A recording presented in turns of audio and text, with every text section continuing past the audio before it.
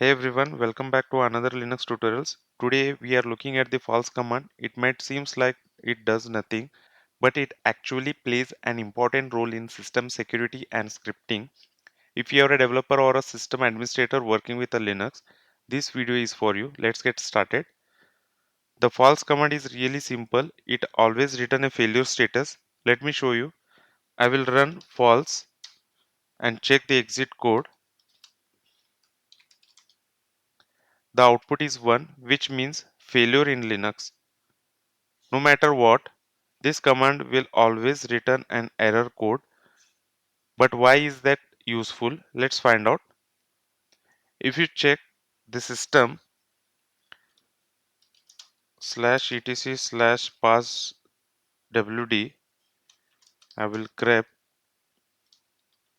to /bin/false. You will see that many users have /bin/false as their shell. You will notice the service account such as Jenkins or vbox_add, as you can see on my screen. These user has been set /bin/false instead of a normal shells like /bin/bash. But why? This account exists to run a specific service, not for a interactive logins. By assigning /bin/false, we ensures that no one can log in using these accounts, improving the system security. Some application create system user to handle background tasks. For example, the Nginx web server might have a user with /bin/false, preventing anyone from logging in as an Nginx user. Even if an attacker gets hold of the credential for such an account, they won't be able to log in via SSH or a terminal session because /bin/false prevents shell access. If you need to create a user that should never log in, you can assign /bin/false as their shell. Let's see the command. You need a sudo or root privileges to create a user. I'm using sudo here.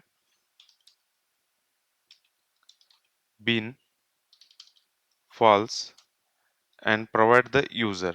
I will give no access underscore user. Need to provide sudo password. This user exists in the system, but they won't have interactive access. If they try to log in, they will immediately logged out. Here you can see I created no access user as a username and I have defined /bin/false to this user. The false command is always useful for scripting. Let's say you want to test how your script handles failures. You can insert false to simulate an error. Let's see an example. Sample1.sh. I will add these lines. I have added false here with echo. Let's run this.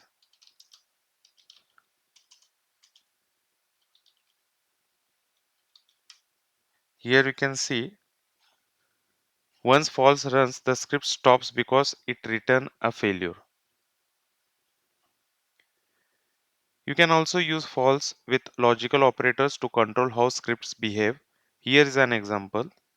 Like you can add some command here.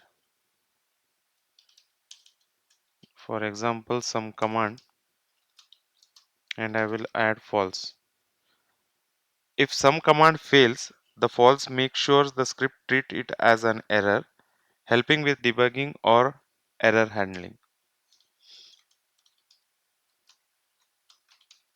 If you ever need to check details about the false command, you can use these options: sudo false help and sudo false version. Even though the false command looks simple, it's play a big role in system security and scripting. Many system accounts use /bin/false to prevent logins, and a developer use it in script to simulate the failure and control the execution. That's it for the today's tutorial. If you found this video helpful, hit the like button, subscribe for more Linux tutorials, and drop a comment if you have any questions. See you in the next video. Thanks for watching.